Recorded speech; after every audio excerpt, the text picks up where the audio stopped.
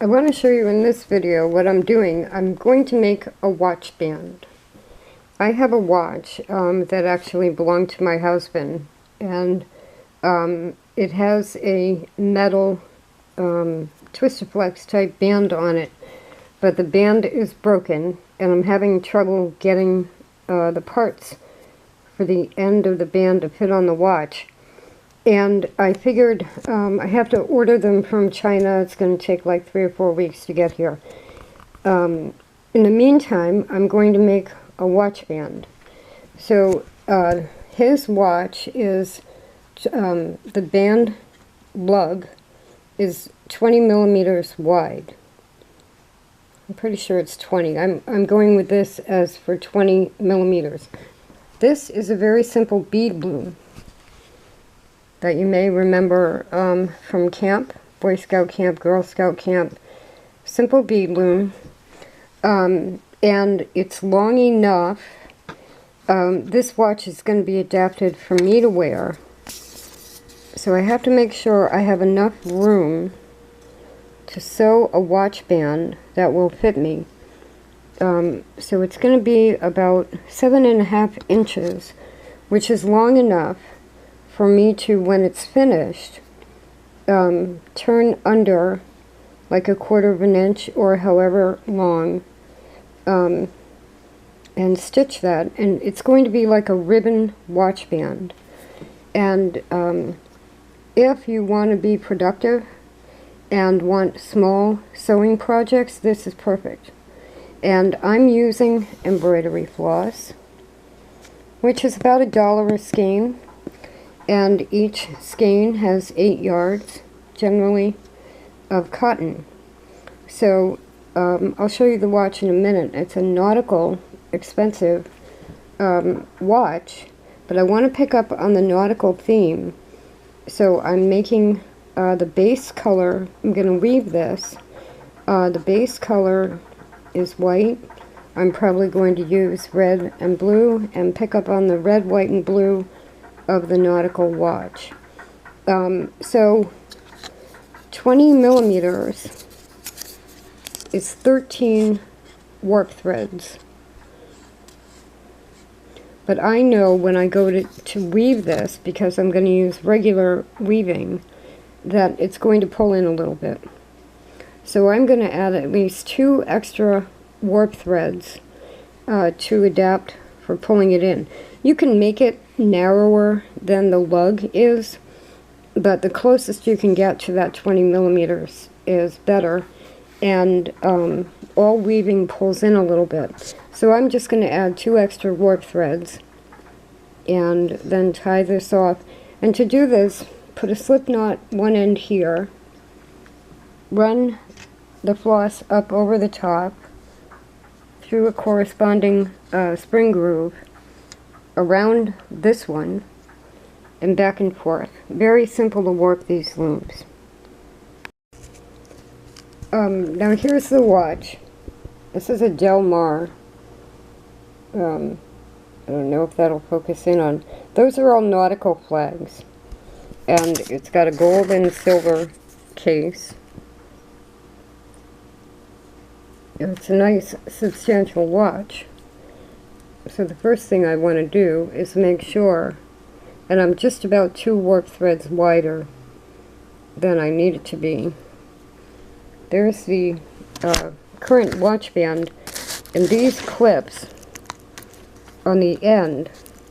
This particular watch needs a curved spring bar and a curved clip on the end. And I remember when he broke this, his wrist got caught on something, the band got caught on something, and ripped that clip off. So I had ordered some from Amazon, but they were out of them, so now they have to come from China. And you can see that it's a beautiful watch, originally the way it was. So now, because I want to do this to be able to wear it myself probably, I'm going to just keep it simple and do a variegated blue weaving This is GMC 103, which is a variegated blue. And so the whole watch band will be blue and white, which will mean the waves and the little crest on the waves. And I think that'll look nice. You need something substantial enough to kind of hold the weight of the watch visually. So I think blue is kind of a given. So now I'm going to go ahead and weave this long enough. Just, you can do this with a needle. This is an embroidery needle that's about 3.5 inches long, and I'm going to thread it with the floss, and I'm just going to do over, under, over, under, over, under the whole length of the warp here, which is about 7.5 inches. Okay, so I added, this is Scotch tape on the top of the warp threads on both ends. That'll just keep those in place, because sometimes working with them they tend to pop up. And you can use masking tape, any kind of tape, and you can see over, under, across. I have cut a length of floss that is about 18 inches long. You want to work with about 18 inches at a time, and leave a tail here because that can get caught up with this afterward when you stitch it. So there's the first one, and then you want to switch it on the way back so it's under, over, under, over, under, over. And what that does is lock the warp threads in place.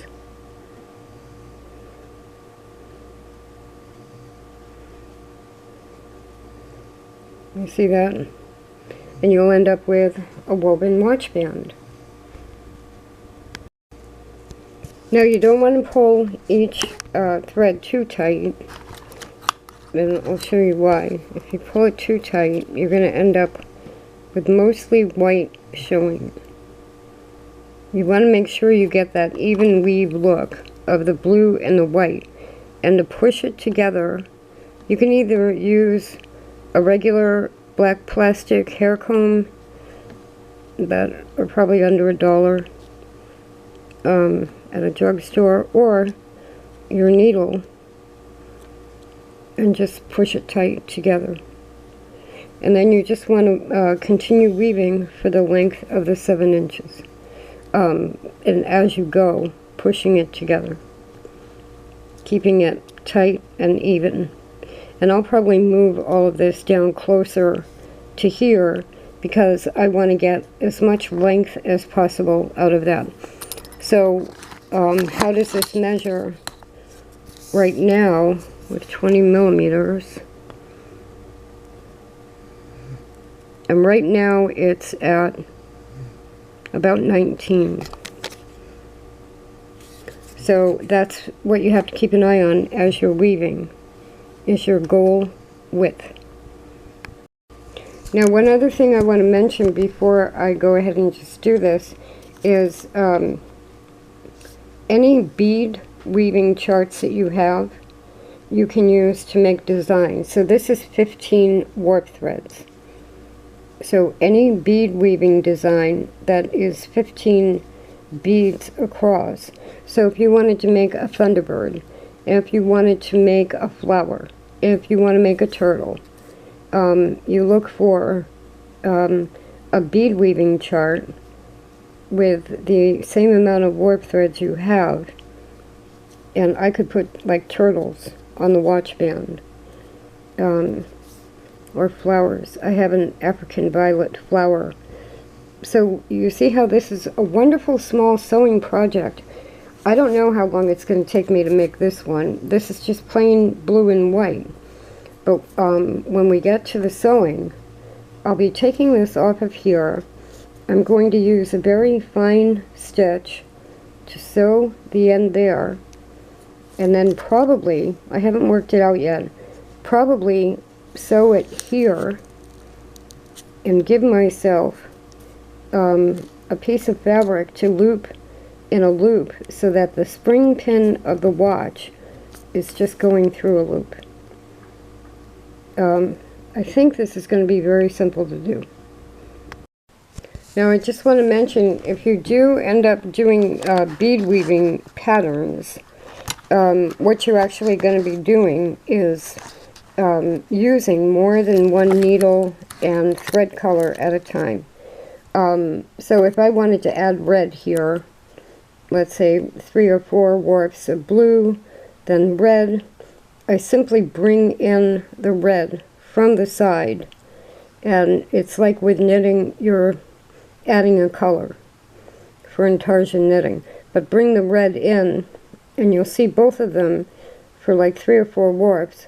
Then do your red, drop the needle, do your blue, and then when you come back, say to pick up a turtle leg, using the needle from underneath, add your stitches that way. So if you were doing it in beadwork, you'd be adding a bead, and with floss, you just add a stitch over a warp for each color. Now making a watch band like this can be done a couple of different ways. I already mentioned I can just stitch the end and then turn the end under, make a loop, and make 2 sections of watch band really. That would go here. You put the spring bar pin in and put it through the loop. And you'd be making 2 sections of watch band. And you have to make sure you have enough length. You might have to weave 2 pieces if you're using just a small bead loop. The other way to do this is if you put the spring bars back in here, whoops, using floss is probably going to be thin enough where you treat this like a ribbon, and the spring bars are in there, and you go over this bar, under behind the watch, up through this bar, and that way. And so then you end up with a ribbon on the back of the watch and one single band. Now, in either case, I'm going to be looking at quick release buckles that I have a regular buckle already that I'll show you what you can look for.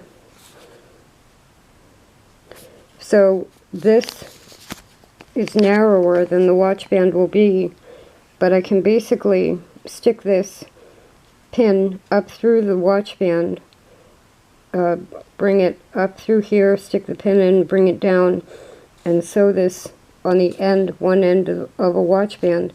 Or I can get a quick release type buckle. So with that, you can look around as to what your preference is, what kind of buckle you want. You could also probably make a continuous loop with a slider, which I haven't really looked into right now, and I'm leaning toward the ribbon type that goes behind the back of the watch. It's going to depend on how much clearance I have with these spring bars once they're in. They'll be here later today. I had to buy special curved spring bars. Okay, here is the woven watch band. And I want to point out a couple of things. Normally when you're weaving, you come to the end of a thread, you would do your under, over, pull it through, and then trim it, and right flush with the side there, and the tension of the strap would hold it in place. But because this is a watch strap, when I did that, which is right here and right here, what ended up happening was, well, because this is going to be a watch strap and it's going to be on your wrist and constantly moving, it's different from something that maybe you're going to sew 2 pieces of weaving together. I put, and you'll have to excuse my fingernail, I've been planting plants. I put a dab of glue. I trimmed the floss to the edge, and then put a dab of, it's called Deco 7000 or something like that. It's a craft glue. And you can also use spray check, which is for keeping things from fraying. And my spray check had dried up, so I used glue. Now this is about 7 inches, 7¼ long. I need a short strap, but about 5¼ but even with that, I really only have about this much on each end to deal with. I'm going to have to get this to go through the spring bar space and about to here and sew it. So I don't have an awful lot of waist area to work with. So this one is going to be fine because I'm aware of that. And I needed a short strap. If you want to use this kind of a bead loom and make a longer strap than that, then this is a chair here underneath all of this. You can even, you need a point A and a point B. You can tie a thread around like the leg of a chair and then make the warp go to another chair that you've set as far away as you want the warp, let's say 5 feet of warp, and then you go back and forth between the one chair and the other chair, and you'll end up with loops, and then you take one end, slip it over this notch, roll this part of the loom, keep rolling it so that you're rolling the warp on to this part, laying the different warp threads into this as you go. Eventually you'll get to the end of your longer warp, you loop it on there, you also put it through these spring things, and you are then weaving about 7 inches at a time. But you can use these with a much longer warp.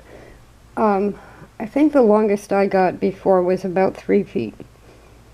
So you really run, this is floss, or string, point A to point B as long as you want it, and then carefully bring it over here, keep the ends like separate. You can wrap a piece of tape around the end like that, bring it over here, put it here, lay it in there, and then wind that one up. You have to loosen the wing nut. Wind that up to take on the warp on there. And then as you weave, and you'll see when you do it, as you weave, you roll the warp, the woven part, onto the other one. So you have to think of a front beam and a back beam, just like a big weaving loom. But you can put a longer warp on here. Now, there's one mistake there where I missed a warp. And there's one mistake up here where there's extra white. But as you can see, it doesn't really show up when you're actually going to be wearing the watch. So now the next step, I have to wait until tomorrow when the buckle gets here. I didn't have the width I needed of the buckle, and then we will sew it on the buckle. Okay, I've just taken the watch band off of that bead loom, and the first thing I'm going to do is stitch the ends before I measure or trim it or anything. This is my 1588 by Singer, which is a heavy-duty machine. And I just want to make sure I catch all the threads.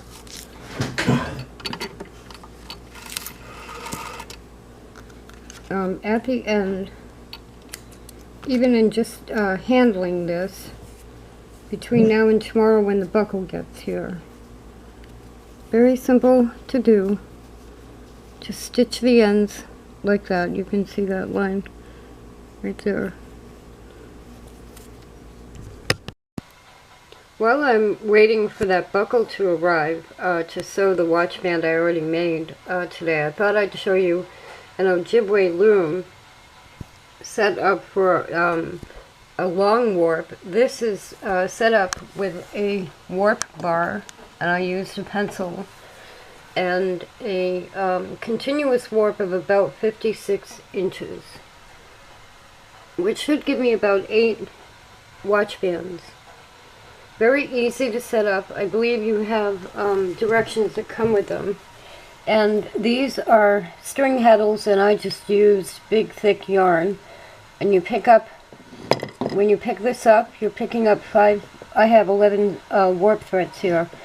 You're picking up 5, and you stick the weft in, and then you, excuse me, bring this forward, and as you're working it, that opens up a second shed in front of the string warps of the other 6 warp threads, and you have a second shed. And you can see I'm using floss, and the warp is size 30 crochet thread, very thin thread, and that will make about a 12 millimeter watch band. That's the size on a lot of ladies' watches. So that's the Ojibwa bead loom, and you can set it up exactly like this for beaded work also, or you can make the warp wider and do regular weaving. It's a really simple loom, great concept, very easy to use. This is another loom you can use to make watch bands if you want to. This is a vintage Easy Weaver loom by Harrisville Designs. And what I like about this loom, with the Ojibwa loom, what you do is pull the 2 blocks of wood further apart to make sure you have a tight tension. The Easy Weaver has a different system over here to keep the warp tight. This is sitting crooked because I didn't choose the exact middle to warp it. But what this shows you, this is a regular, I think a 10 dent, might even be an 8 dent. 1, 2, 3, 4, 5, 6. It's probably an 8 dent heddle, which means 8 warp threads per inch, which is a fairly open weave. This is again size 30 crochet thread, which is a very thin thread, and even though you have this big wide heddle, you can make very small weaving with it. So I've just started this. This is another 12, it'll be a 12 millimeter watch band. And I think generally they say, they recommend 6-foot warp on this loom. And you can find them on eBay. There are 2 sizes. This is the narrower size. It's called Easy Weaver A. And the Easy Weaver B is a 16-inch wide loom, but weaves about 14 inches wide. I think on both of them, they recommend a 6-foot warp maximum, which is the length of a scarf. This is really a perfect scarf loom. But the tension, if you're making any kind of 6-inch wide fabric, this is a wonderful loom if you can find one. This is the down position, and there's actually a little bolt in the back and a notch to hold it in place. So I would put the shuttle through there, tighten it, and then that is the up position. You put it right up on the post to get your other shed, and then you go back that way. It's a wonderfully simple loom to use, and very good for making anything up to 6 inches wide. Okay, the buckle just got here that I want to use for this watch band. It's a little bit bigger than I expected. I guess if I went to the store, I'd be able to pick them out a little bit better. But I ordered these from Amazon because it was easy to get them overnight. I also have what are curved spring bar pins, because this watch is going to need the pins that match the watch. So what I have done, here's the buckle and the band, and you can see I have pinned, I've worked the band through and I have pinned it like that. Now because this is a big watch, it's going to sit like that. The pins will go here, and actually they're going to hold the actual band in place on the watch. The watch is going to sit like that. Now, when you try the band on at this point, I don't have the watch on there because I don't want to sew this with the watch facing down and scratching the crystal. So I have put, this is a temporary watch band, but I'm putting it to fit my wrist. I have made it fit my wrist with just a little bit of extra play, and really what that is, depending on how thick your watch is, so that's about the full size of the case is about 1/4 of an inch, but I don't really need a 1/2 inch clearance like that because the pins sit in the middle. So I could probably say I need a 1/2 inch overall of extra space on the band. So when I worked all of this out, you can see that it's quite close to the buckle. And what I'm going to have to do with the machine is make sure I miss that buckle. So you might want to fiddle around. That's a single toe foot on there. You might want to fiddle around with the best way to put this. It might sew better like that with the buckle going up. It depends, is it going to hit this screw? Is it going to hit this screw? So you want to fiddle with that, and I'm going to go ahead and sew this one and then put the pins in the watch and the band on the watch. I sewed the watch band, and here's something to keep in mind. So both of these ends were sewn by machine. It's not going to come off of there or come apart. But now it's a little bit further away from the buckle than I would have wanted probably. And this is where your regular old needle and thread comes in. Because if I want to make that a little bit tighter, closer to the buckle, I can just now sew this by hand. And then we'll actually have 2 rows of sewing, one hand sewing and one machine sewing. But that's on there. This is a 20mm buckle, and it's just, I needed the width, but this part of it, it's a big buckle, but it's a big watch. So I had also ordered some buckles that aren't here yet that are, I think 15mm, and they're going to be much, they're going to be obviously narrower, but they're smaller overall also. Once you get to 20mm, it's a big buckle. So now I'll go ahead and put the pins in the watch, and we'll be done. And there we have it. It's really, it took me maybe an hour to weave the band. Next time I'll weave it a little bit longer, so that I'm not like cutting right to the edge with the stitching there. It fits my wrist, it stays on there, it slides, and that's what I was concerned about. I wanted to make sure that there was enough clearance between the pin, you can see the curved pin there, and the watch. It's perfect.